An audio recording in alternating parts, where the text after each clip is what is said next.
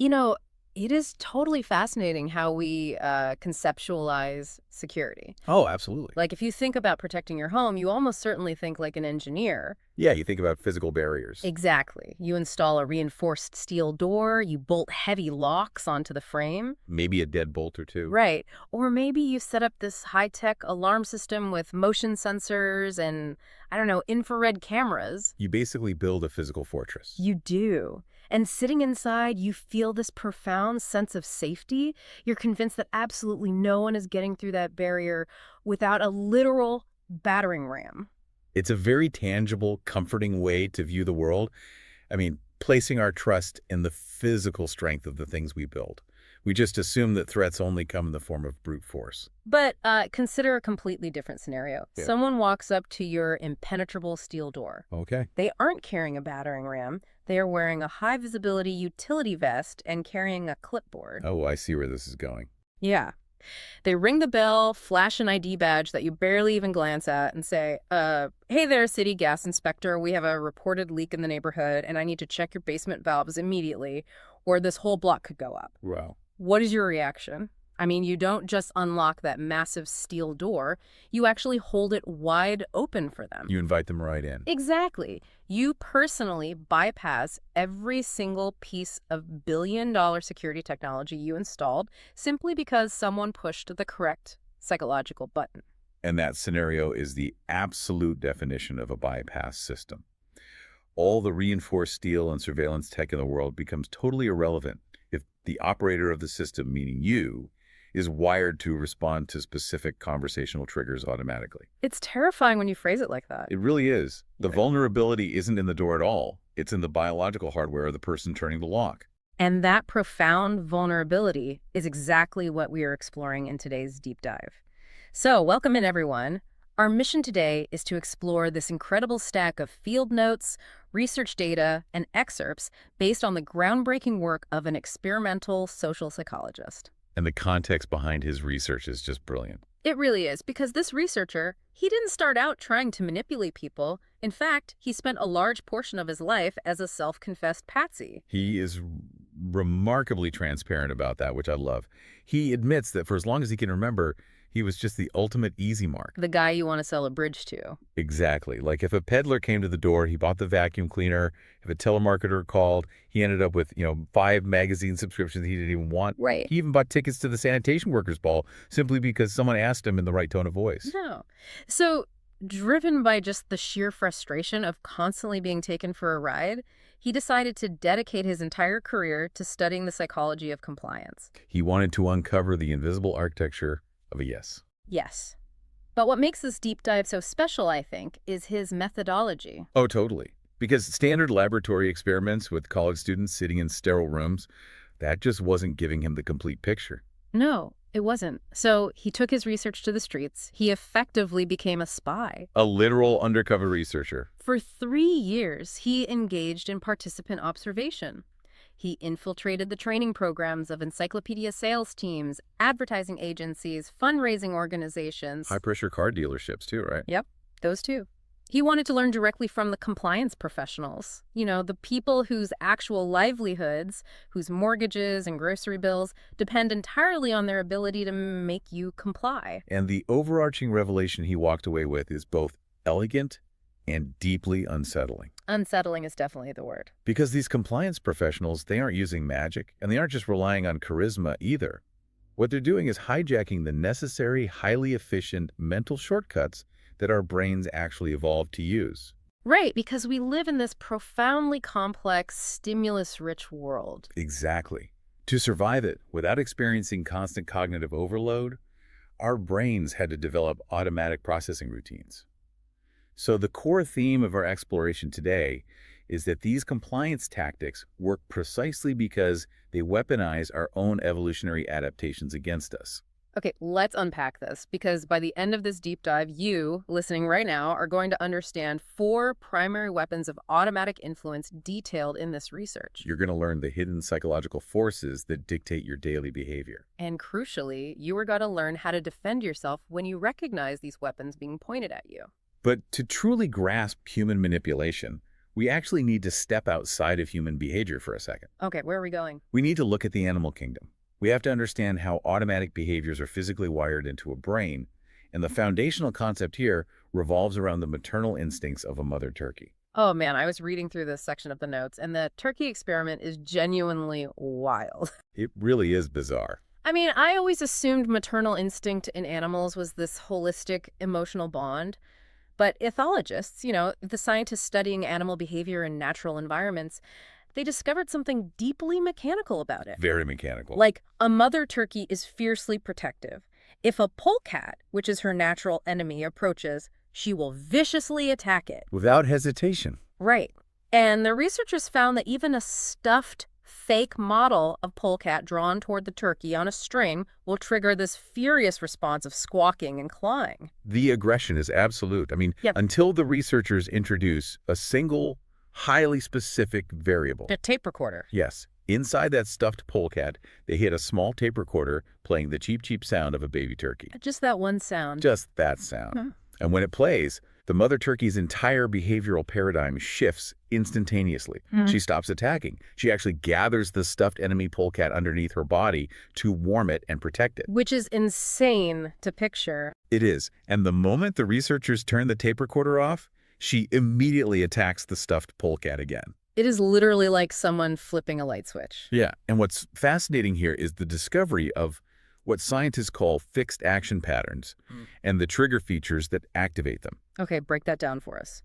So the turkey's maternal instinct is not a complex evaluative decision based on sight, smell, and context.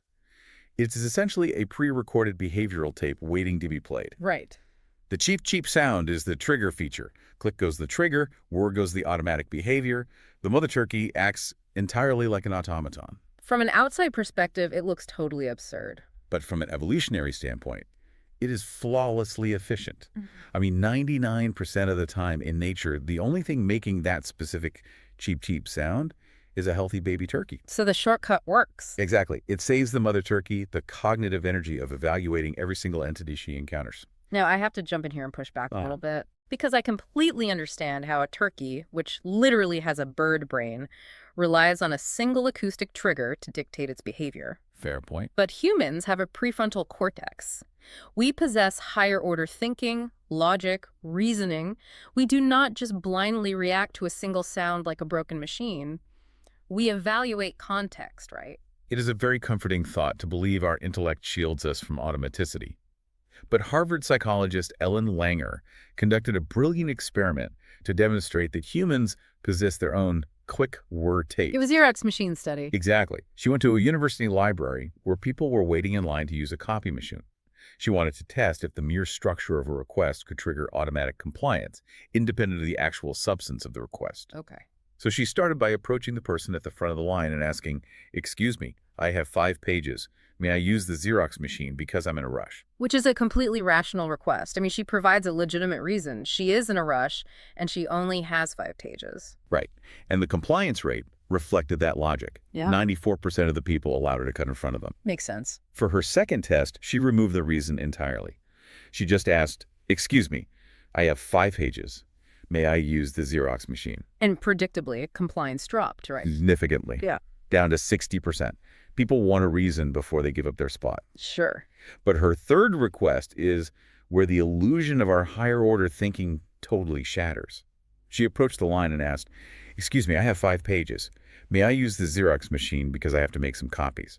That is the part that blows my mind, because I have to make some copies. That is a tautology. Yes. It contains 0 new information. Every single person standing in that line is there to make copies. It provides absolutely 0 substantive justification. But the compliance rate shot right back up to 93%. Almost everyone let her cut the line. Almost everyone. And the underlying mechanism is profound. Just as the cheep cheep sound is a trigger feature for the turkey, the word because is a linguistic trigger feature for humans. Wow. Throughout our lives, we are conditioned to understand that the word because is followed by a rationale.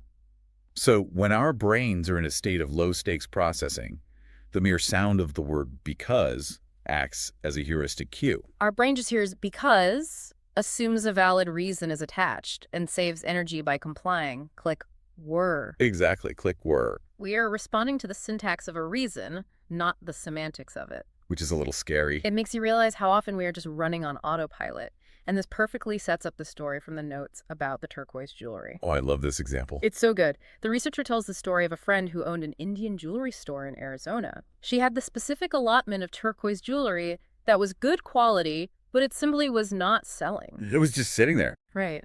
And it was the peak of the tourist season. The store is full, but the turquoise just sat there. She tried moving it to a more prominent display. She instructed her sales staff to actively push it. And nothing worked. Nothing worked. Finally, she was leaving for an out-of-town buying trip, and in a fit of total frustration, she scribbled a note for her head saleswoman. It said, "Everything in this display case, price times 1/2. She just wanted to sell it at a loss and be done with the inventory. But the execution of that note went awry. Massively awry. The handwriting was apparently terrible, and the employee misread the 1/2 as a 2. Oh, no. So instead of cutting the prices in half, she systematically went through and doubled the price of every single piece of turquoise in that case. Wow. When the owner returned a few days later, she was shocked to find that the entire allotment had completely sold out.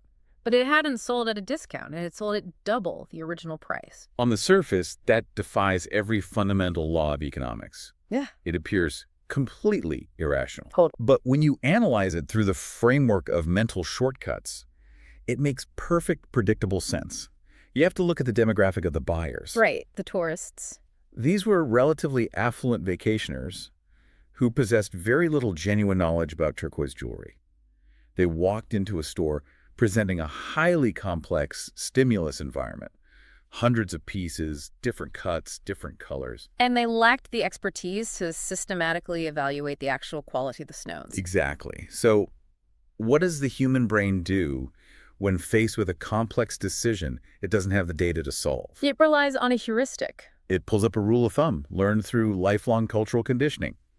Expensive equals good. It is the exact same reason why, if I walk into a high-end boutique today and see a plain white cotton t-shirt priced at $250, my brain immediately assumes it must be woven from some miraculous rare Egyptian cotton. Right. The price tag itself is doing the heavy lifting for the product's perceived value. Precisely.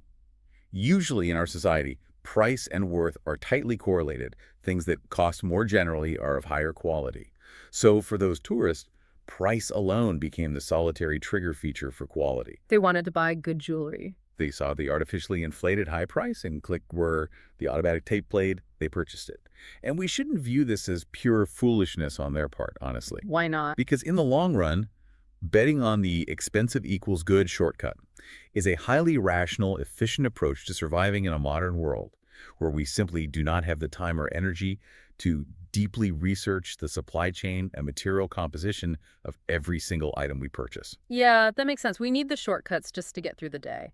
But the danger arises because compliance professionals study these shortcuts. They absolutely do. You shared an anecdote in the notes about the Drobeck brothers, Sid and Harry, that perfectly illustrates how to exploit this. The tailors, right? Yeah.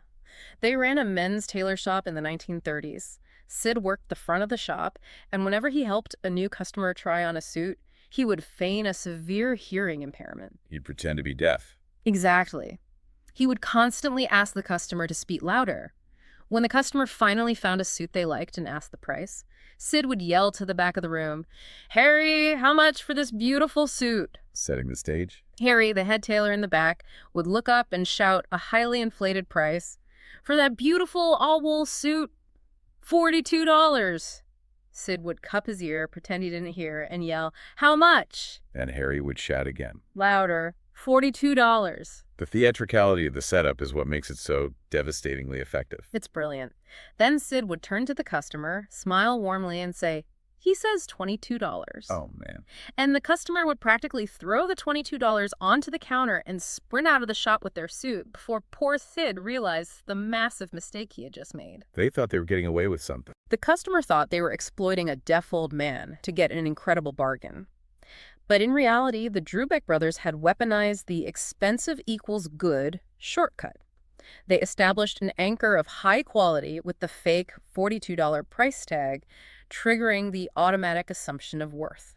If we connect this to the bigger picture, what the Drobeck brothers were doing is the pure essence of social jujitsu. Social jujitsu, I like that. Well, in physical jujitsu, you do not use your own strength to defeat an opponent. You use the natural gravity, leverage, and momentum of their own body against them. Right. Psychological exploiters do the exact same thing. They utilize the natural, hardwired laws of human perception against the victim without exerting any heavy personal force. It's invisible. The beauty of this manipulation, if you can call it beautiful, is its invisibility. The exploiters do not look like they are manipulating you at all. They simply arrange the environment so that your own natural psychological gravity pulls you directly into their trap. And speaking of arranging the environment to manipulate perception, let's explore the biological phenomenon that makes that possible. Okay. If our brains are using these single-point data triggers, like price, to establish value, how does the brain handle comparison? It relies on a principle derived from the field of psychophysics, Which is? the study of how physical stimuli translate into psychological perception. The core law here is the contrast principle. It dictates that human beings do not evaluate things in a vacuum. We evaluate things relative to what immediately preceded them. Okay, give me an example. The classic classroom demonstration involves 3 buckets of water. One bucket is filled with hot water, one with ice-cold water, and the middle bucket contains room temperature water. Right. A student is instructed to plunge their left hand into the hot water and their right hand into the cold water and hold them there for a minute. Then, they're told to simultaneously plunge both hands into the room temperature bucket. And the sensory result is completely paradoxical. Exactly. The left hand, coming from the hot water, perceives the room temperature water as freezing cold. The right hand, coming from the ice water, perceives the exact same room temperature water as burning hot. It is the exact same bucket of water. But the brain generates 2 entirely different, contradictory physical sensations based solely on the preceding environment. Exactly. The baseline was shifted. Yeah. And this perceptual contrast is a biological vulnerability that is relentlessly exploited in retail environments. I instantly thought of modern subscription models or, microtransactions in video games when I read this. Oh, for sure. But the classic example from the notes is the men's clothing store. Imagine a man walks into a high-end menswear store. He needs to buy a suit and a sweater. Okay. Common sense, or at least a rudimentary understanding of budgeting, would suggest that the salesperson should show the customer the $95 sweater first. That would be the logical assumption. Right. The logic being, if the customer just dropped $500 on a suit, his wallet is going to feel light, and he will be highly resistant to spending even more money on a sweater. But highly trained clothiers do the exact opposite. They absolutely do. They are trained to sell the $500 suit first. Because they understand psychophysics. Because after the customer has committed to spending $500, their baseline for what constitutes a lot of money has been drastically shifted. Yep. When the salesperson subsequently brings out a $95 sweater, it no longer looks like an expensive sweater. By contrast to the $500 suit, $95 looks like pocket change. The physical price tag remains the same, but the psychological weight of the price shrinks in the customer's brain. That is wild. And the automotive industry relies heavily on this exact mechanism too. Car dealers will spend hours grinding through negotiations on the base price of a new car. They will fight over every $100. Oh yeah, they wear you down. But they intentionally never mention the upgraded stereo system, the tinted windows, the extended warranty, or the interior rust proofing until after the base price has been finalized and the contract is practically signed. Because what is an extra $200 for a roof rack after you have just mentally committed to spending $30,000? It feels mathematically insignificant. Exactly. They present these optional extras independently, one by one. So each small price is continuously compared against the massive anchor price of the vehicle, rather than being tallied up into a frightening total sum. Death by 1,000 cuts. Yes. Real estate agents employ a similar tactic, using what they call setup properties. Oh, the dumps. Right. The notes detail an agent who intentionally maintained a couple of rundown, severely overpriced houses on his active roster. He had absolutely zero intention of ever selling those specific properties. They were merely psychological props. Exactly. When he got a new set of prospective buyers, he would take them to see these dumps first. He would let them walk through, see the peeling paint, look at the exorbitant asking price, and feel deeply discouraged. Setting the baseline. Yep. Then, immediately after, he would take them to the genuine house he actually wanted to sell them. And suddenly, Propelled by the contrast principle, that completely average Target house looks like an absolute dream palace. The agent used the psychological gravity of the terrible house to artificially elevate the perceived value of the average house. It is entirely invisible manipulation. The buyers think they are making an objective evaluation, completely unaware that their perceptual baseline was actively tampered with. It is brilliant, and it Ah. is a little terrifying. Okay, so we have established that the human brain is a machine constantly looking for heuristic shortcuts, and that our perception can be easily distorted by contrast. Right. Let's move into section 2 of our outline. What happens when society installs a specific, deeply hardwired cultural program into that biological machine? This is where it gets into societal rules. Yes. We are talking about the deep-seated societal rule that we must repay in kind what another person has provided us, the rule of reciprocation. The web of indebtedness. To understand the sheer irrational power of this rule, we have to look at a simple, almost comical experiment. Okay. A university professor decided to test the boundaries of reciprocity. He selected a sample of perfect strangers from a phone directory, people he had never met, never spoken to, who had absolutely no idea who he was. Just random names in a book? Yep. And he mailed them handwritten Christmas cards. And the result is astounding. His mailbox was instantly flooded with holiday cards sent right back to him by these perfect strangers. It's hilarious, really. The vast majority of them never even paused to inquire into who he was or why he had sent them a card. They received a card in the mail click, and their psychological programming demanded they balance the social ledger. They bought a card, wrote it, bought a stamp, and sent it back. It demonstrates that the rule of reciprocity is a profoundly pervasive force. Sociologists and anthropologists have searched, and they have found no human society, no matter how isolated, that does not subscribe to the reciprocity rule. It's universal. It is a universal human operating system, and it operates powerfully enough to override extreme situational logic. Which brings us to the Ethiopia and Mexico story in the notes. When I read this, my jaw actually hit the floor. It's a staggering historical example. In 1985, Ethiopia was suffering from unimaginable privation. Their economy was in ruins. Years of drought had completely ravaged their food supply. People were literally dying by the thousands from starvation and disease.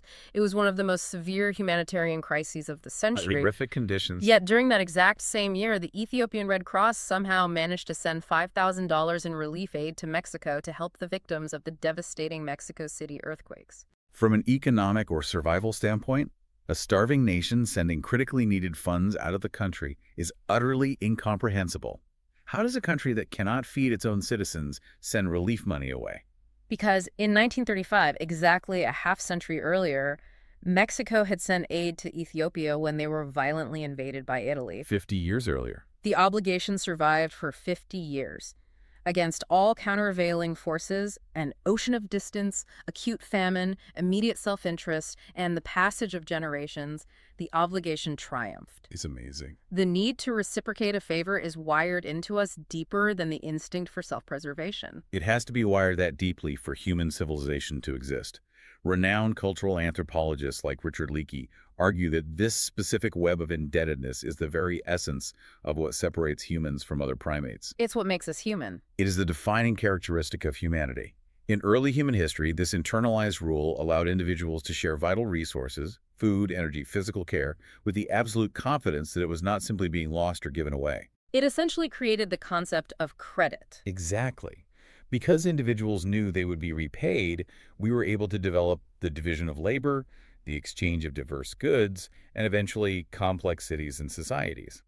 We are biologically programmed to honor debts because our survival as a species depended on it. But because that programming is so foundational, it can be easily hijacked to completely overpower our own better judgment and personal preferences. Which brings us to Dennis Regan's study. Right. There is a fascinating study by Dennis Regan that measures art appreciation, but secretly, it was measuring the crushing weight of reciprocity. How did it work?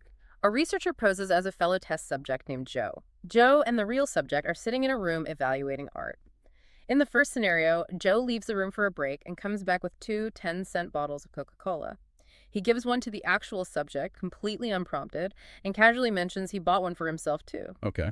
In the control scenario, Joe leaves the room for a break but comes back empty-handed. So the setup establishes a very small, unsolicited debt in that first scenario. Exactly. Later on, after the art evaluation is finished, Joe drops the facade. He mentions he is selling 25-cent raffle tickets for a chance to win a new car and asks the subject if they would do him a favor and buy a few. And the results. Exactly what the reciprocity rule would predict. The subjects who received the unsolicited Coke bought twice as many raffle tickets as those who received nothing. But the brilliance of Regan's study isn't just that a favor breeds compliance.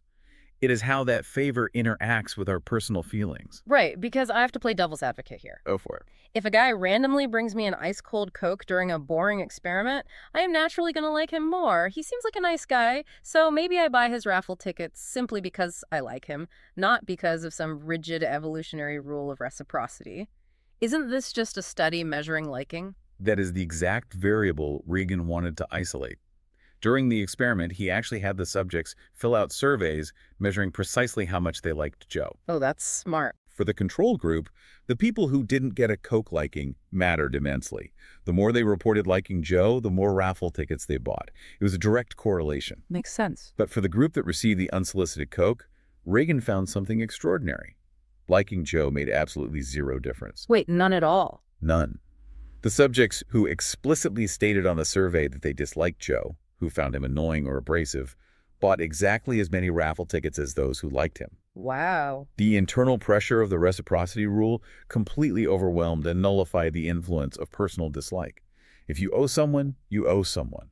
Your feelings about them are structurally irrelevant. That is a terrifying lever to pull. It means you can manipulate someone who actively despises you as long as you can force a favor onto them first. Which brings us to a perfect historical case study. The Hare Krishnas. Oh, the airport flowers. Exactly. Back in the 1970s, this religious sect had a massive public relations crisis. They desperately needed to raise funds to support their expansion, and the most efficient way to do that was soliciting in highly trafficked public spaces. Like airports. Right. But the average American at the time found them deeply off-putting. The shaved heads, the orange robes, the chanting, the bells, people actively avoided them. The Krishnas had a severe liking deficit, and donations were abysmal. So their leadership recognized that trying to convince the public to like them was a lost cause. Totally lost. Instead, they changed their strategy to completely bypass liking by relying on the raw mechanics of reciprocity. They instituted what they called the benefactor before beggar strategy. How did that look in practice? In crowded places like airport terminals, a Krishna would strategically step directly into the path of a rushing businessman. Before the man could react, the Krishna would press a flower into his hand or hastily pin a small book to his lapel. And naturally, the businessman's first reaction is to try and give it back. I don't want this. Exactly. But the Krishna was highly trained to refuse. They would put their hands up and say, "No, please, it is our gift to you." They legally established the item as a gift, not merchandise. Only after forcing this completely uninvited gift onto the person, of effectively trapping them in the web of indebtedness, would the Krishna ask for a donation to the society. And the financial results were staggering. The sect made millions of dollars and bought massive real estate properties all over the world. Because the rule works. The author describes watching this dynamic unfold in airports. It was pure psychological theater. People would stand there looking absolutely furious, their body language screaming rejection, physically leaning away from the Krishna. But they had the flower. But they were holding this unwanted flower. The biological programming was ticking. Eventually, their posture would slump in defeat. They would reach into their pocket, hand over a $5 bill, and then immediately march to the nearest trash can and violently throw the flower away. And the Krishnas were perfectly aware of the life cycle of their gifts. They would routinely have members patrol the trash cans, fish out the discarded flowers, and recycle them to trap the next wave of travelers. That is so cynical. The critical takeaway here is that the reciprocity rule enforces uninvited debts. You do not have to explicitly ask for the favor to feel the crushing obligation to repay it. The initiator of the favor dictates the terms. Charitable organizations use this relentlessly, too. They do. The Disabled American Veterans found that a standard, well-written mail appeal for donations yielded an 18% response rate. But when they included a tiny, completely unsolicited gift, a sheet of gummed, individualized return address labels, The success rate nearly doubled to 35%. Because you can't just throw away something with your name on it. Right. The recipient didn't ask for the labels, but keeping them felt like stealing unless they sent a check. Beyond enforcing uninvited debts, the rule also triggers profoundly unfair exchanges. It is asymmetrical. Like with Joe and the Coke. Exactly. Think back to Joe in the Reagan study. Joe bought a 10-cent bottle of Coke. The subjects felt so burdened by the debt that they bought at least two 25-cent raffle tickets. Joe got a 500% return on his investment. The debt feels so uncomfortable that we will overpay just to clear the psychological ledger. And the notes share a brilliant, slightly tragic story about a college student that highlights this perfectly. Oh, the Jumpstart story. Yeah. She is leaving class, gets to the parking lot, and her car battery is dead. A young guy walking by sees her struggling, gets his jumper cables out, and jump-starts her car. She is incredibly grateful and says, "Thank you so much. If you ever need a favor, just let me know." She acknowledged the debt. Exactly. A month later, there's a knock on her apartment door. It's the guy. He says his car is in the shop and asks if he can borrow her car for just 2 hours to run an errand. Now, she is terrified. She knows he is under 21, and she knows her insurance doesn't cover him. Her logical brain is screaming, "Do not give this stranger your keys." But she feels deeply obligated because of the jumpstart. The psychological pressure overcomes her logic. She hands over the keys to her brand new car, and within 2 hours, he completely totals it in an intersection. Oh, man. A 10-minute jumpstart resulted in a totaled vehicle, all because of an asymmetrical exchange driven by reciprocity. We see this weaponized in corporate sales strategies as well. The Amway Corporation pioneered a technique they call the BUG. What's the BUG? It's a specially designed tray containing full-size bottles of their various household products: furniture polish, detergent, window cleaner. The salesperson brings the BUG into a customer's home and explicitly states that it is a free trial. They tell the customer to use the products for 72 hours at no cost or obligation. It sounds completely risk-free. But human psychology isn't risk-free. Over the next 3 days, the customer uses a tiny fraction of the window cleaner and a squirt of the furniture polish.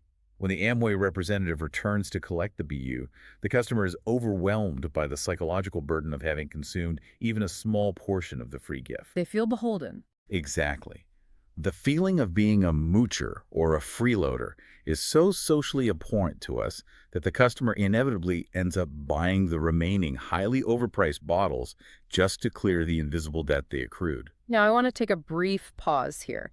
As we transition to applying this framework to a different arena, I want to assure you, the listener, that we are looking strictly at the historical mechanics of power. Yes, very important. We are not endorsing any political viewpoints, nor are we taking any partisan sides. We are simply examining how the psychological concepts of favor trading operate at the highest levels of government, based entirely on the historical record provided in our source material. That is an important framing, because when you analyze political history through the lens of reciprocity, seemingly complex legislative miracles become highly mechanical. How so? The sources contrast the presidencies of Lyndon B. Johnson and Jimmy Carter.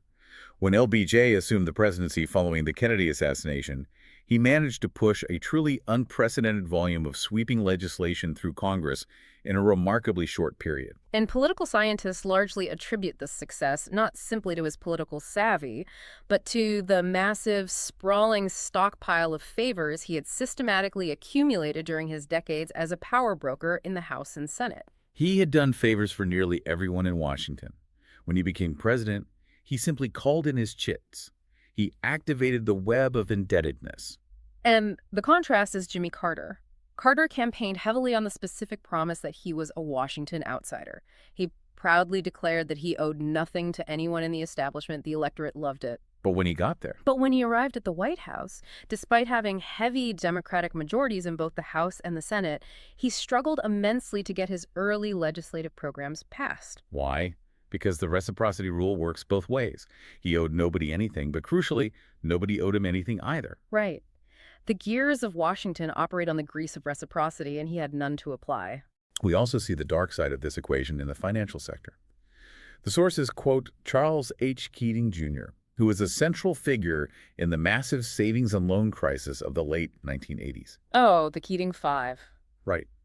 Keating had strategically contributed roughly $1.3 million to the campaign funds of 5 U.S. senators. During a congressional hearing, a reporter directly asked Keating if that $1.3 million was tied to an expectation that those senators would intervene with federal banking regulators on his behalf. And Keating didn't deflect. Not at all. He openly replied, "I want to say in the most forceful way I can. I certainly hope so." Wow. At all levels of society, from airport terminals to the Senate floor, influence operates on the raw mechanics of the reciprocity rule. Okay, so reciprocity is incredibly powerful when it involves physical gifts or favors.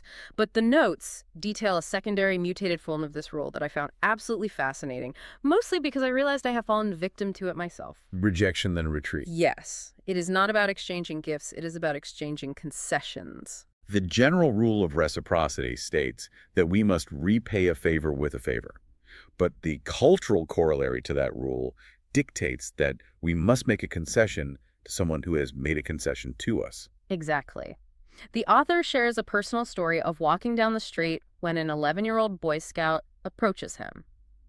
The scout asks him if he wants to buy a ticket to the upcoming Boy Scout circus for $5. A pretty standard request. Sure, but the author has no interest in a scout circus on a Saturday night, so he politely declines. The Boy Scout immediately responds, "Well, if you don't want to buy any tickets, how about buying some of our big chocolate bars? They're only $1 each." And what does the author do? The author reflexively reaches into his pocket, pulls out $2, buys 2 chocolate bars, and walks away. Only half a block later does he realize he was completely played. He got. He hates chocolate, he loves keeping his dollars, yet he just voluntarily traded $2 for chocolate he doesn't want. What happened in that interaction is a beautiful demonstration of reciprocal concessions. The Boy Scout initiated the interaction with a moderately large request, $5 for a ticket. And when the author rejected it, The scout retreated to a much smaller request, $1 for a candy bar. In the psychological framework of the interaction, the Boy Scout made a concession. He compromised. and the hardwired rule of reciprocity immediately demands that the target, the author, must respond with a concession of his own. The only available avenue to concede was to move from no on the larger request to yes on the smaller request. Moving from no to yes is the natural psychological response to someone backing down. Researchers actually tested the mathematical efficacy of this exact sequence. The zoo trip study. Right. They posed as representatives of a fictitious county youth counseling program and approached college students on campus. They asked the students if they would be willing to chaperone a group of juvenile delinquents on a day trip to the local zoo. And unsurprisingly, 83% of the students flatly refused. Giving up a Saturday to wrangle juvenile delinquents is a tough sell. But then they ran the experiment with a different group of students, utilizing the rejection then retreat technique. Yes, and this time, they started with an intentionally extreme request. They asked the students, "Would you be willing to commit to spending 2 hours a week serving as a counselor for juvenile delinquents for a minimum of 2 years?" 2 years. Of course, 100% of the students rejected this massive commitment. But the moment they said no, the researchers executed the retreat. They sighed and said, "Well, if you can't do that, would you at least be willing to chaperone them on a zoo trip for one afternoon?" And the results speak for themselves. Compliance skyrocketed from 17% to a staggering 50%. Wow. Simply by asking for a ridiculous favor first, they tripled the success rate of the zoo trip request. The retreat creates an artificial pressure to compromise. What is genuinely terrifying is how high the stakes can escalate with this specific technique. The sources argue compellingly that the psychological sequence rejection then retreat is the only plausible explanation for one of the most baffling and consequential political blunders in American history. The Watergate break-in. Again, analyzing this strictly as a historical case study in decision-making, the Watergate authorization defies rational logic. Let's set the stage. The Committee to Re-elect the President officially approved a plan pitched by G. Gordon Liddy to burglarize the Democratic National Committee offices at the Watergate complex. Okay? There are 3 critical facts to consider here. First, G. Gordon Liddy was widely known among his peers to be highly unstable and reckless. Not someone you trust with a sensitive operation. Second, the operation required $250,000 in untraceable cash and carried massive legal and political risks. Third, and most importantly, the operation was strategically completely unnecessary. Nixon was already winning. He was crushing George McGovern in every imaginable poll. A victory was all but mathematically guaranteed.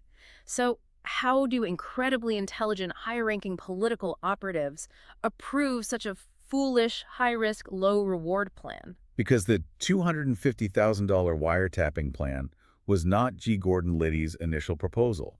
If he had walked in and pitched that plan first, they would have thrown him out of the office. But Liddy utilized rejection, then retreat. Exactly. 2 months prior, Liddy had presented Mitchell and Magruder with a $1 million program. And this wasn't just an expensive wiretap. The $1 million plan was insane. It included a fleet of specialized chase planes, professional kidnapping squads to abduct political enemies and hold them in Mexico. It sounds like a movie. It gets crazier. Teams of muggers to assault protesters, and leasing a luxury yacht staffed with high-end call girls to secretly film and blackmail Democratic politicians. It read like a bad spy novel. And Mitchell and Magruder immediately rejected it out of hand. They told Liddy to come back with something realistic. So, a week later, Liddy returns with a $500,000 plan. He eliminated the chase planes and some of the more elaborate kidnapping elements, but kept the yacht and the wiretapping. Still far too risky and expensive. Right. They rejected it again, but with less hostility. Finally, Liddy returns for a third meeting.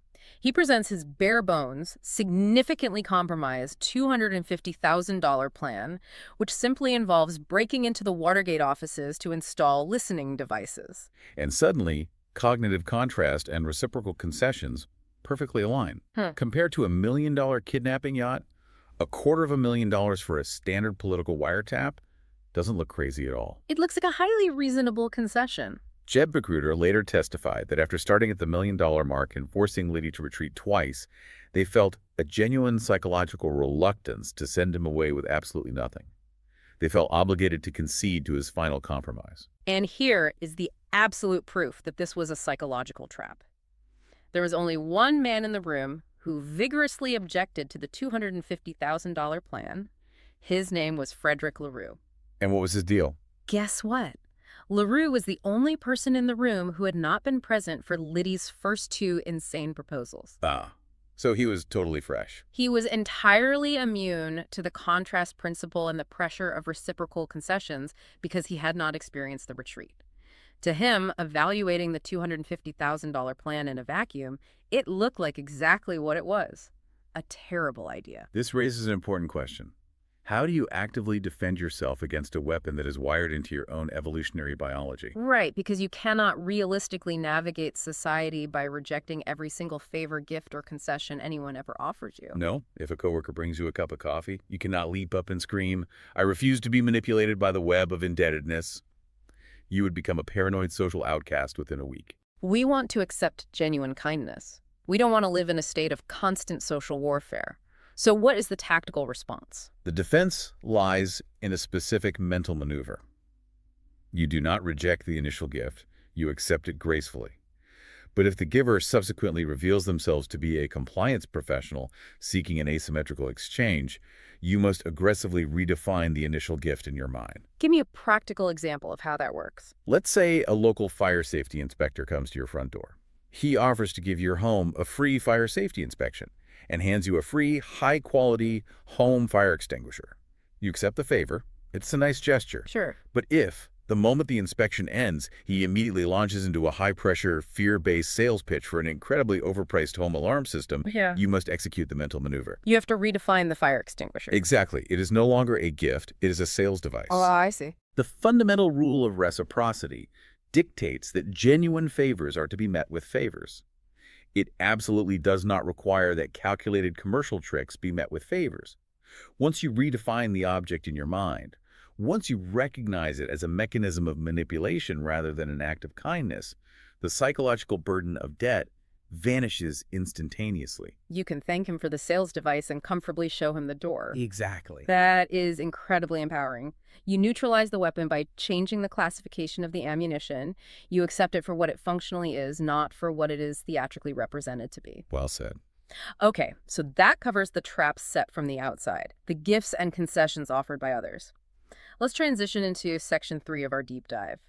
External gifts are powerful, but what happens when the strongest chains binding our behavior are the ones we forge ourselves? The internal traps. What happens when the trap comes from inside our own heads, born from our own words and promises? We are entering the realm of commitment and consistency. The core principle here is that once we make a choice or take a stand on an issue, we will inevitably encounter intense personal and interpersonal pressures to behave consistently with that commitment. Those pressures cause us to justify our earlier decision. Right. Canadian psychologists demonstrated this beautifully with a study on bettors at a horse racetrack. They found something completely counterintuitive. Oh, the confidence shift. Yes. They interviewed people waiting in line to place a bet, and then interviewed them again immediately after. They discovered that people are vastly more confident in their horse's chances of winning exactly 30 seconds after they place their bet than they were 30 seconds before they placed it. And obviously, nothing about the physical reality of the horse race changed in those 60 seconds. The horse didn't run faster. The track didn't dry up. Exactly. The only thing that changed was inside the bettor's brain. The act of making a final, irrevocable decision, physically handing over their money and receiving a ticket, triggered an intense psychological need to bring their internal beliefs into perfect alignment with their external actions. They convinced themselves they had made the brilliant, correct choice simply to avoid the mental strain of second-guessing their own financial commitment. To understand why our brains do this, we have to look at how consistency is valued. In human culture, a high degree of consistency is associated with personal and intellectual strength. It is the bedrock of logic, rationality, stability, and honesty. Conversely, inconsistency is viewed as a severe character flaw. The person is labeled two-faced, confused, or scatterbrained. But beyond social pressure, consistency provides our brains with a massive energetic shortcut. Navigating life requires constant, exhausting decision-making. But once we make up our minds about an issue, the consistency tape offers us a luxury. We don't have to think hard about that specific issue anymore. Right. We don't have to sift through new information or weigh the pros and cons. When a related choice pops up, we just turn on the consistency tape and act in accordance with our previous commitment. It is an energy-saving mode for the brain. But that drive to be consistent can cause us to act completely contrary to our own best interests. It can lead to disastrous life choices. Like the story of Sarah and Tim. Oh man, reading this feels like watching a slow-motion car crash. Sarah lives with a man named Tim. Tim is a heavy drinker, he frequently loses his job, and he refuses to marry her. Eventually, Sarah hits her breaking point. She leaves him. She moves out, breaks up with Tim, and starts dating an old boyfriend. This new relationship is healthy, they get engaged, and they set a wedding date. Suddenly, the reality of losing her hits Tim. He calls her, begging her to come back. And he makes grand promises. He promises he will quit drinking, he will get a steady job, and he will finally marry her. He offers her the exact fantasy she originally wanted. Right. So Sarah makes a massive commitment. She cancels her wedding, breaks the new fiancé's heart, and moves back in with Tim. She takes a public stand. And how long does it last? Within a month of her moving back, Tim decides he doesn't actually need to stop drinking. A few weeks after that, he decides they should just wait and see on the whole marriage idea. Typical. Years pass. The situation reverts to exactly what it was before. Tim still drinks. There is no marriage. Yet the researcher notes that Sarah is actually more devoted to Tim now than she ever was. She tells people that choosing to come back to him taught her that he really is number one in her heart. It is a textbook example of the sunk cost fallacy interacting with the consistency principle. Sarah made an enormous, highly public, socially disruptive commitment to Tim. When Tim completely reneged on his end of the bargain, Sarah was faced with a horrifying psychological reality. What's that? If she admits Tim is terrible, she must also admit she made a catastrophic mistake, ruined a healthy relationship, and canceled a good marriage for absolutely nothing. And the human ego struggles to survive that level of cognitive dissonance. So, to preserve her identity and her sanity, her brain built a complex support system of new justifications. She convinced herself she made the right choice to make herself happy with a poor outcome. Consistency provides a safe, heavily fortified hiding place from the harsh consequences of straight thinking. A hiding place from thought. That phrase perfectly captures what happened at the Transcendental Meditation, or TM, recruitment lecture detailed in the research. That's a wild story. The researchers infiltrated an introductory TM lecture to observe compliance tactics. The two recruiters leading the session are making wildly extravagant claims. They are promising that TM can cure insomnia, improve grades, and eventually allow practitioners to achieve levitation and pass through solid walls. Levitation. The researcher happened to bring a friend with him, a university professor whose specialty was statistics and symbolic logic. At the end of the pitch, the logician raises his hand, stands up, and completely demolishes the recruiter's arguments. He systematic tears it apart. He points out every contradiction, every logical fallacy, and every lack of empirical evidence. The recruiters are visibly devastated. They are stammering, unable to form a coherent rebuttal. The pitch is ruined. Or so the researchers thought. Yeah. But human behavior rarely follows strict logic when emotional needs are involved. Exactly. Instead of walking out, the audience suddenly swarms the stage. They are frantically pulling out their wallets, rushing to pay their $75 admission fees before the recruiters can leave. The recruiters must have been so confused. They were completely baffled. The researcher pulls a few of these new recruits aside and asks them, "Did you not understand the professor's points? Did his logic not make sense?" And they say yes, they understood him perfectly. In fact, his logic was exactly why they rushed to sign up. This is a beautiful illustration of how the need for consistency overrides logic when hope is threatened. One of the recruits, an aspiring actor struggling with anxiety, tells the researcher, "I wasn't going to put down any money tonight. I was going to wait until my next paycheck. But when your buddy started talking, I knew I'd better give them my money right now or I'd go home, start thinking about what he said, and I'd never sign up." These people came to the lecture desperate for a solution to their very real, painful life problems. They wanted to believe TM was the magic bullet. The logician's flawless argument threatened their hope. It threatened to force them back into the harsh reality of their problems. So what did they do? They rushed to make a financial commitment. Once the $75 was handed over, the consistency tape could automatically take over. They built a wall against logic. "I believe in TM. I paid for it, didn't I? I don't need to listen to the logic anymore." Here's where it gets really interesting. Once you understand how desperate people are to remain consistent with their commitments, you can see how large corporations manipulate the market. Let's look at how major toy manufacturers use this exact psychological mechanism to artificially generate sales during their slowest season. Oh, the post-Christmas toy conspiracy. This example blew my mind because it feels so modern, even though the tactics are decades old. It reminds me of how tech companies use artificial scarcity for hardware drops today. It's the exact same concept. Here is the dilemma for toy companies. They make an absolute fortune during the holiday rush leading up to Christmas. But historically, January and February are dead zones. Parents have tapped out their budgets, so how do the companies force parents to keep spending in January? They employ a strategy based entirely on extracting a commitment.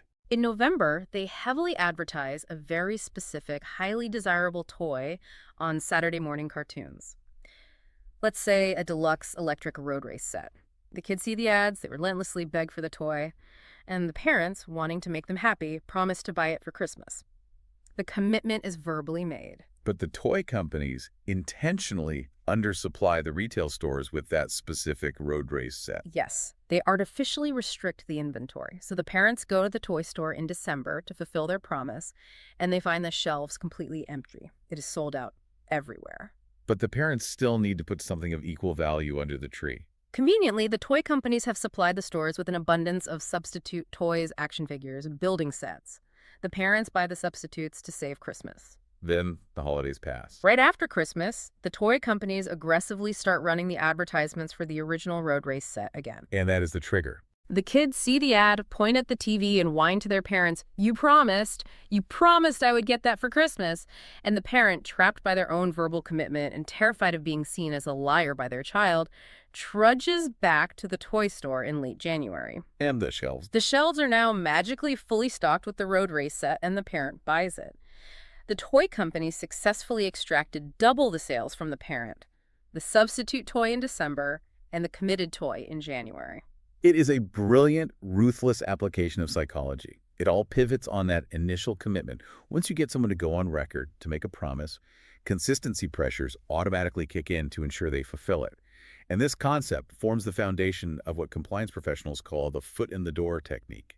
The strategy is to start with a very small, seemingly inconsequential request to gain eventual compliance with a much larger, highly consequential request. The billboard experiment in the notes is the ultimate proof of how terrifyingly effective this is. Oh, yeah. Tell us about that. Researchers posed as volunteer workers and went door to door in a residential California neighborhood.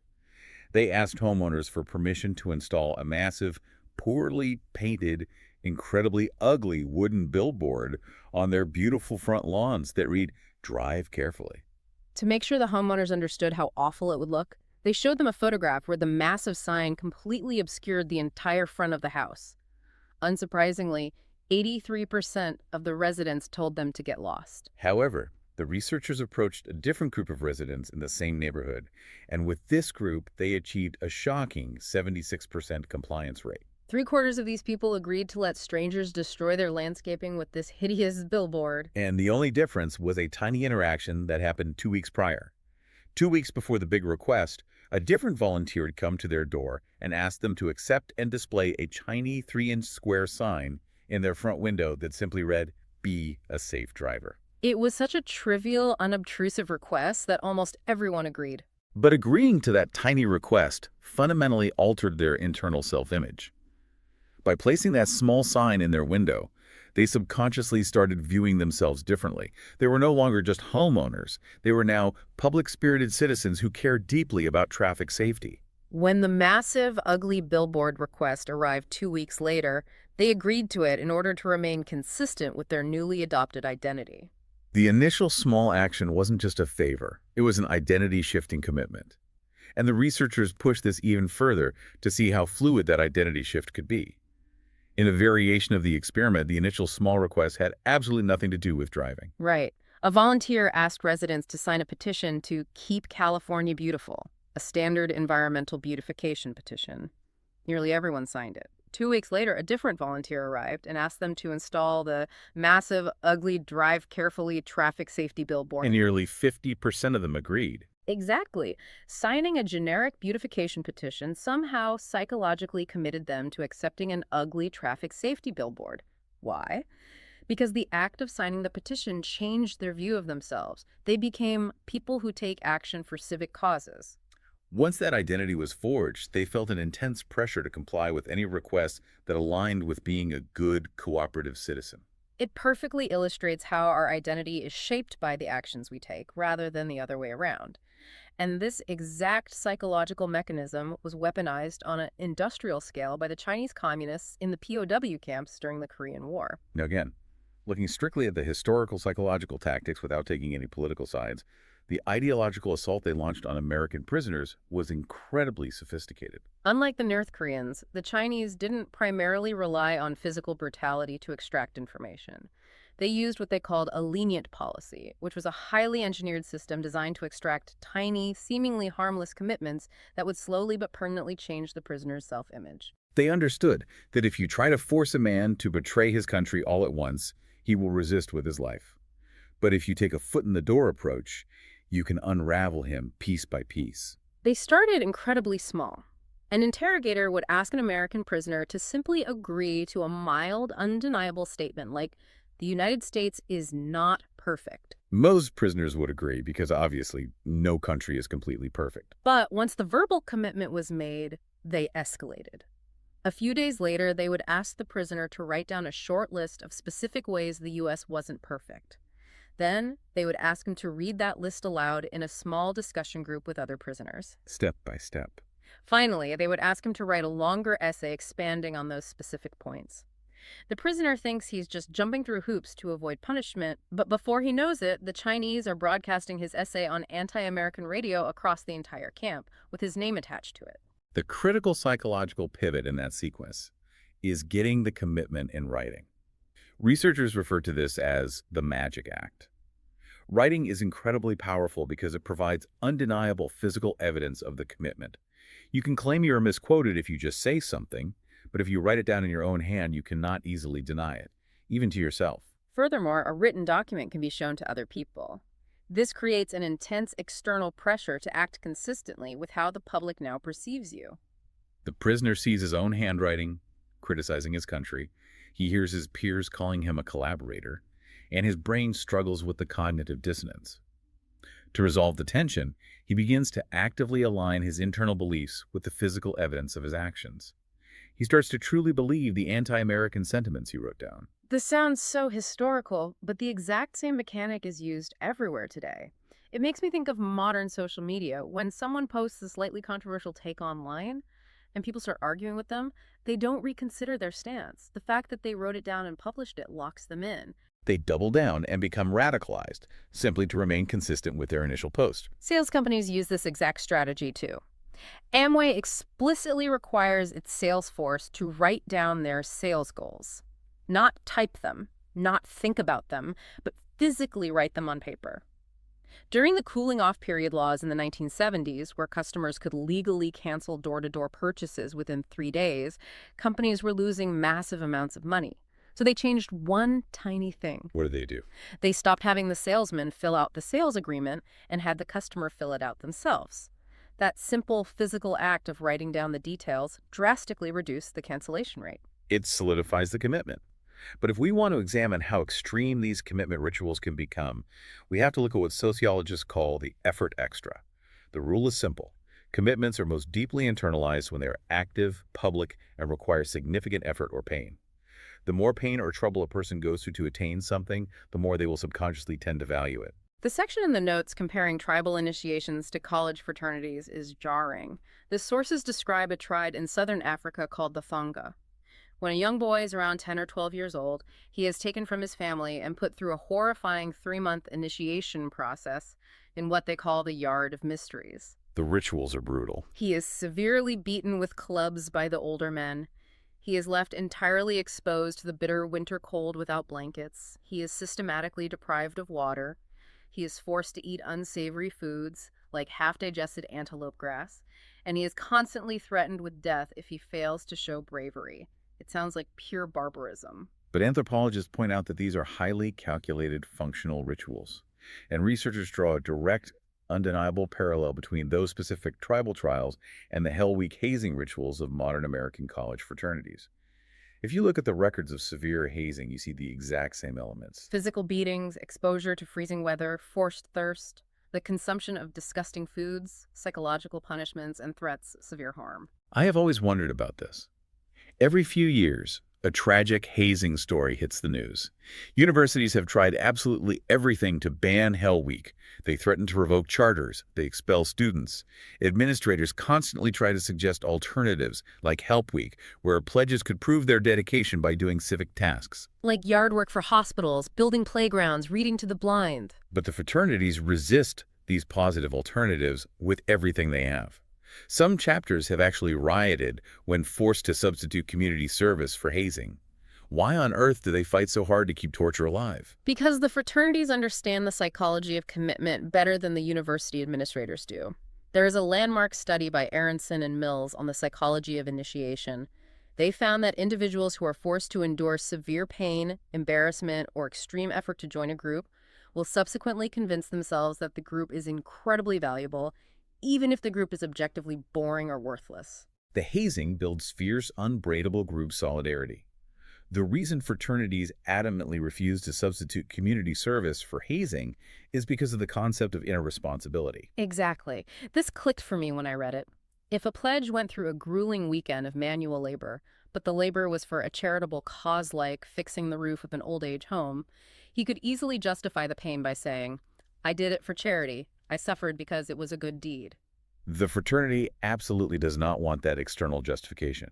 They want the pledge to be forced to conclude, I went through this pointless, agonizing torture because I deeply, intrinsically want to be in this brotherhood. Precisely. For a commitment to genuinely alter a person's inner self-image, there can be no large external rewards, no strong external threats, and no civic excuses. The choice to endure the pain and the justification for it must come entirely from within. Which brings us to the ultimate inner responsibility tactic utilized in modern business: lowballing. Car dealers are the absolute masters of this dark art.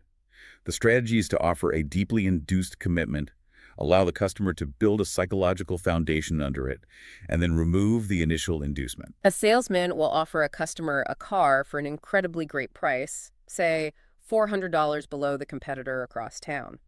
The customer, thrilled with the bargain, decides to buy. Then, the dealership intentionally stretches out the process. They have the customer fill out a mountain of forms, arrange financing, perhaps even let them take the car home for a day to show their friends. During this period, the customer's brain goes to work. They build a massive support system of new justifications to rationalize the purchase. They convince themselves the car handles beautifully, the color is perfect, the gas mileage is superior to their old car. The commitment grows new legs to stand on. Then boom, the trap springs. The salesman comes back to the desk looking dejected. He says there was a calculation error. The air conditioning wasn't included in the base price, so the total goes back up by $400. Or he says the bank rejected the financing at that price. Or the sales manager refused to approve the discount. The original $400 advantage is entirely wiped out. Logic dictates that the customer should be furious, recognize the bait and switch, and walk out immediately. But the amazing thing is, the vast majority of customers still sign the contract and buy the car at the higher price. You would think they would walk out, but you are underestimating the architectural integrity of a self-constructed justification. By the time the salesman removes the original discount, that initial reason for buying the car is no longer structurally necessary.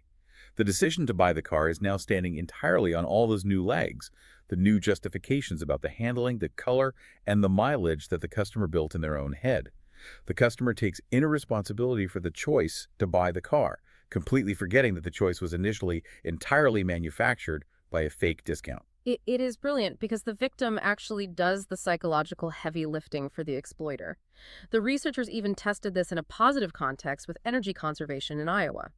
During the winter, researchers contacted homeowners and gave them tips on saving natural gas. They offered a massive external inducement. They promised the homeowners that if they conserved energy, their names would be published in the local newspaper as public-spirited citizens. Motivated by the publicity, the residents managed to save an impressive 12.2% on their gas bills over the next month. Then the researchers pulled the rug out. They sent a letter to the residents saying, "We are so sorry, but due to space limitations in the newspaper, we cannot publish your names after all." The external reward was completely removed. You would expect the residents to stop trying and go back to blasting their heaters, but the exact opposite happened. Without the external reward of the newspaper article, the homeowners were forced to take full inner responsibility for their conservation efforts. They decided they were conserving simply because they were genuinely public-spirited citizens who cared about the energy crisis. It became their identity.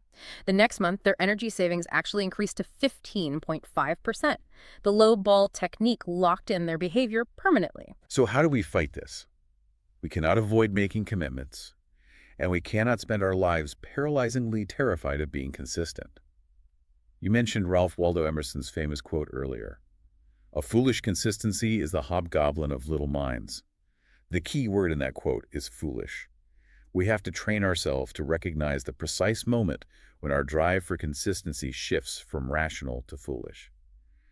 The research suggests relying on two distinct physical signals our bodies provide. The first is listening to your stomach. I know exactly what feeling that is. It is that sudden, tight, sinking feeling in the pit of your stomach that occurs the moment you realize you are being trapped into complying with a request you do not want to perform, simply because of a previous statement you made. The author tells a story about being approached by an attractive surveyor on the street. She asks him a few leading questions.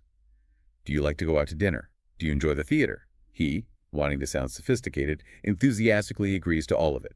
Then she drops the trap. Since you are so outgoing, you will definitely want to buy this expensive membership to our local entertainment club. And his stomach drops. He realizes his own words were just used to corner him. Exactly. When you feel that stomach signal, you do not try to debate the logic. You simply name the trap. You tell the person directly to their face exactly what they are doing. I see you are attempting to use my previous statements to force me into a foolish consistency. I am not buying your membership.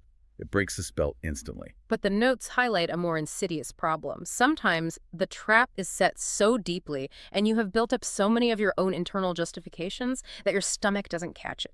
You actually start to believe you made the right choice, like Sarah with Tim. When the stomach fails, what is the second signal? That is when you have to consult your heart of hearts. The heart of hearts is the place where you cannot lie to yourself. The mental exercise is this. You must pause, close your eyes, and ask yourself one specific question. Knowing what I know now about this situation, if I could go back in time to the very beginning, would I make the exact same choice? And the critical part is that you have to trust the very first flash of feeling you get in response, before your cognitive brain has a half second to flood you with all those manufactured rationalizations.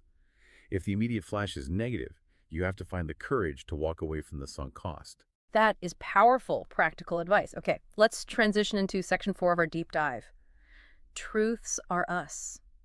We have seen how external gifts from others trap us. We have seen how our own internal promises and need for consistency trap us. But what happens when we look outward? What happens when the crowd traps us? We are talking about the principle of social proof. This principle states that one of the primary ways we determine what is correct is by finding out what other people think is correct.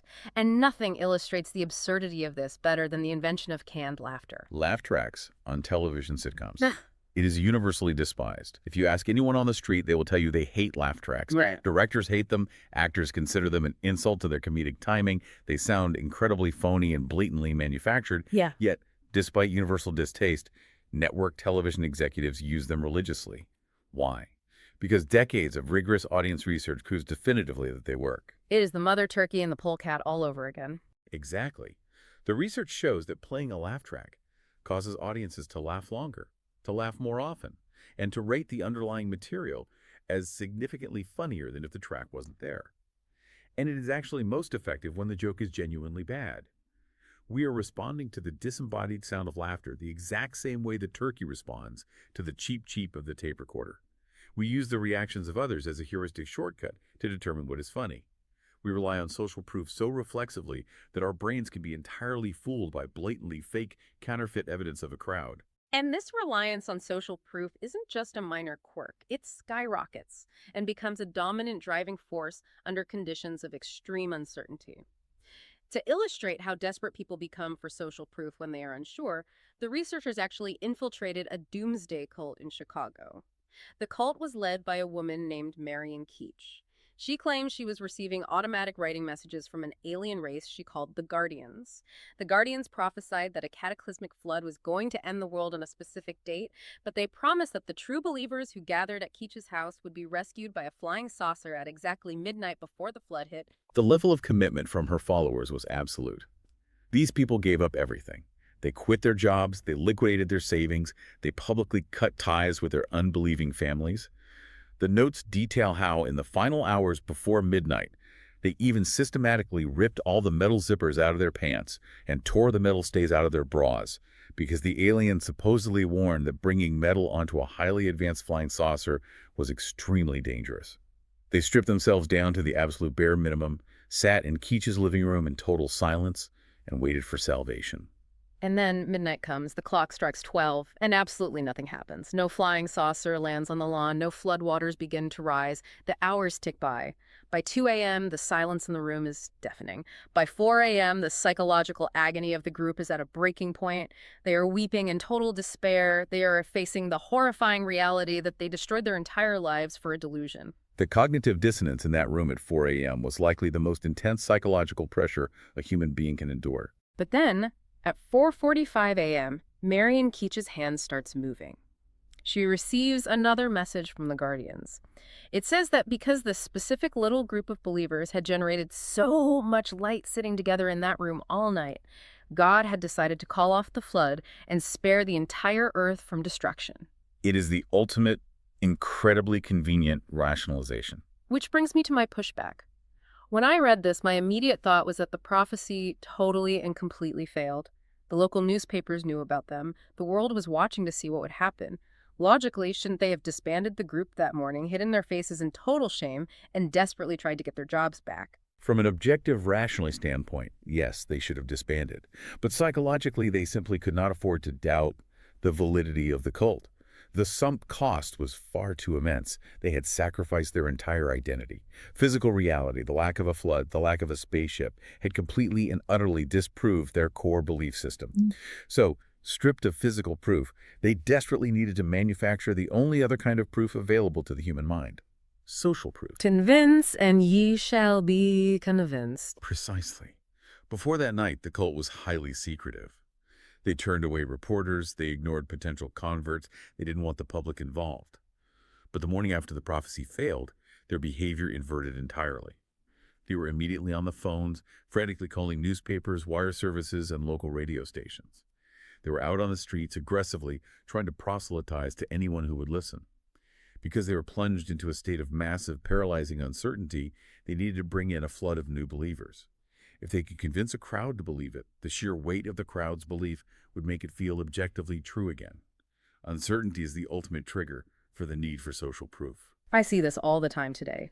When a prominent financial guru or a political commentator makes a massive, highly specific prediction that completely fails to come true, they don't apologize. They double down, write a new manifesto, and aggressively try to recruit more followers to validate their new, shifted timeline.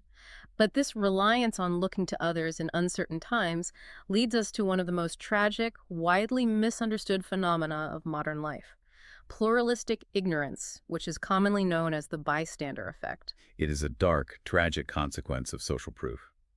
The defining case study in the notes is the murder of Catherine Genovese in Queens, New York in 1964. She was attacked and murdered on the street, right outside her apartment building. The terrifying detail is that the attack lasted for 35 minutes. Her assailant chased her, stabbed her, was scared away, and came back 3 separate times. And during those 35 minutes, 38 of her neighbors watched the entire horrifying event unfold from the safety of their apartment windows. Yet not a single person picked up a telephone to call the police during the attack. The media reaction to that story was explosive. Pundits and editorial boards went wild, blaming the failure on urban depersonalization, alienation, and claiming that America had devolved into the cold society. They argued that people simply didn't care about human life anymore. But 2 brilliant psychologists, Biblitain and John Darley, looked at the exact same set of facts and realized the media had the causality completely backwards. The neighbors didn't fail to help, despite the fact that there were 38 of them watching. They failed to help precisely because there were 38 of them watching. That is the ultimate twist. The crowd itself was the paralyzing agent. And there are 2 psychological reasons for this. First is the diffusion of responsibility. When 38 people are watching an event, the personal responsibility of any single individual is severely diluted. Everyone assumes someone else has already called the police, or that someone else is better qualified to intervene. But the second, much more powerful reason is pluralistic ignorance. When a situation is ambiguous, and emergencies often are ambiguous, we look to the actions of others to dictate our own reaction. If you hear a scream outside, is it a murder, or is it a lover's quarrel? If you see a man collapse, is he having a heart attack, or is he just a drunk sleeping off a bender? Because it is socially embarrassing to overreact and panic when there isn't a real emergency, everyone in a crowd tries to look poised, calm, and collected while secretly stealing quick glances at everyone else to see what they are doing. And what does everyone see when they steal those glances? They see a crowd of people standing around looking perfectly calm and failing to act. By the principle of social proof, the crowd collectively gathers that data and decides that, since nobody else is panicking, it must not be a real emergency. Latane and Darley actually proved this in a laboratory setting with a genuinely terrifying experiment. They had college students sit in a waiting room to fill out a questionnaire. Then, they secretly pumped thick, white smoke under the door into the room. When a student was sitting in the room entirely alone, 75% of them immediately left the room to report the fire. But when they put 3 naive students in the room together, the reporting rate plummeted to just 38%. The diffusion of responsibility and the attempt to look calm paralyzed them, and it gets worse. When they ran the experiment with 1 real subject and 2 planted actors who were specifically instructed to completely ignore the smoke, the real subject reported the smoke only 10% of the time. They literally sat in a room that was filling with thick smoke, coughing, waving their hands, rubbing their stinging eyes. But because the 2 people next to them were calmly filling out paperwork, they used social proof to determine that the building must not be on fire. So, if pluralistic ignorance is that powerful, what does this all mean for you, the listener? How do you protect yourself if you are out in public and you actually experience a severe medical emergency? You have to understand that the crowd's failure to help is not born of malice. It is born of uncertainty. Therefore, your absolute priority is to de-victimize yourself by actively destroying that uncertainty. Yes, this is arguably the most life-saving piece of advice in the entire text.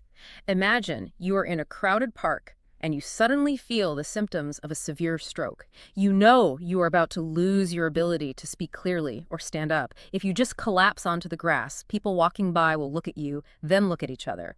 They will see nobody else panicking. They will assume you are just resting or intoxicated, and they will walk right past you. You cannot simply yell, "Help!" into the void of the crowd. The diffusion of responsibility will effectively kill you. The specific tactic is isolation. You must isolate one single individual from the anonymity of the crowd. You look directly at one person, make eye contact, point your finger directly at them, and say with absolute clarity, "You, sir, in the blue jacket, I'm having a medical emergency. I need help. You call an ambulance right now." It is brilliant. In one sentence, you have completely neutralized both psychological hurdles. By stating it as a medical emergency, you have destroyed the ambiguity. The crowd no longer has to guess. And by pointing at the man in the blue jacket, you have destroyed the diffusion of responsibility. He can no longer assume someone else will do it. He is now explicitly on the hook. Research consistently shows that once you break the pluralistic ignorance and assign a specific task, people are actually incredibly responsive and helpful. Social proof has one final major condition that dictates its strength: similarity. We are most deeply influenced by the principle of social proof when we are observing the behavior of people who we believe are just like us. Columbia University researchers proved this with the Manhattan wallet drop experiment. They strategically dropped wallets around Midtown Manhattan. Each wallet contained a little bit of cash, a check, and a letter, making it very clear that the wallet had already been found once by someone trying to return it, who had subsequently lost it again. They wanted to see if the second finder would return it based on the social proof of the first finder. But they varied the letter. Sometimes the letter was written in standard English by an average American.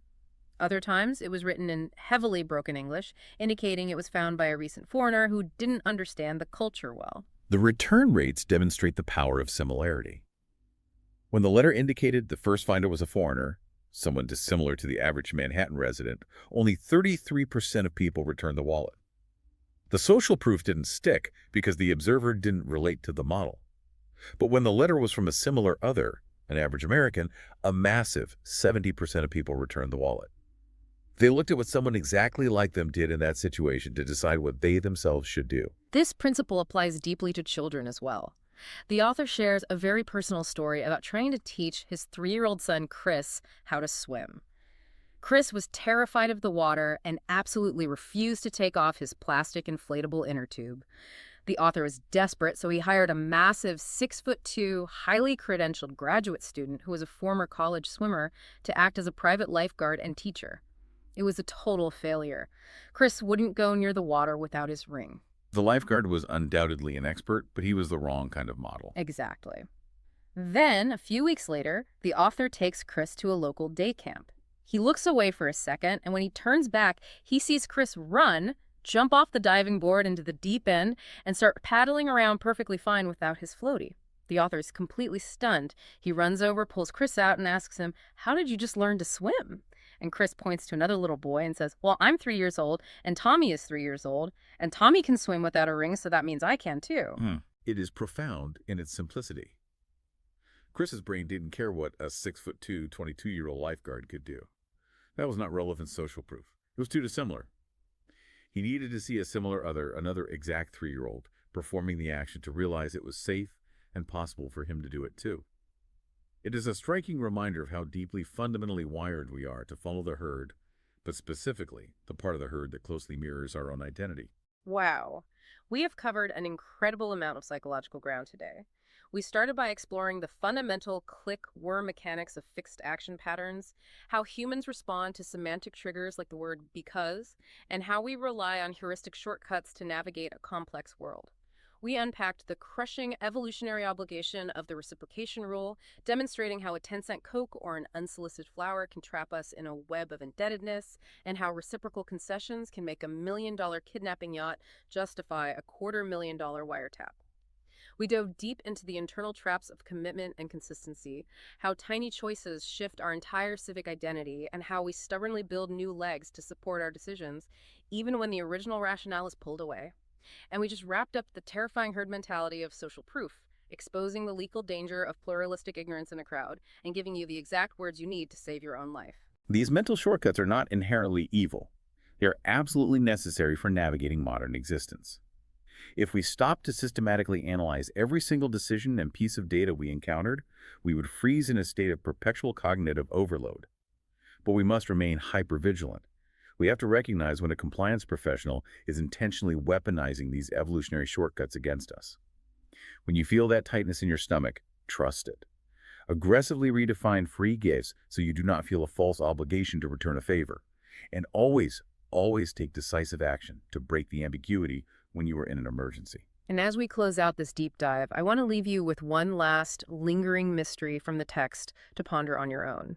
We just discussed how social proof works most powerfully when we observe similar others. Well, a sociologist named David Phillips studied a truly terrifying statistical phenomenon.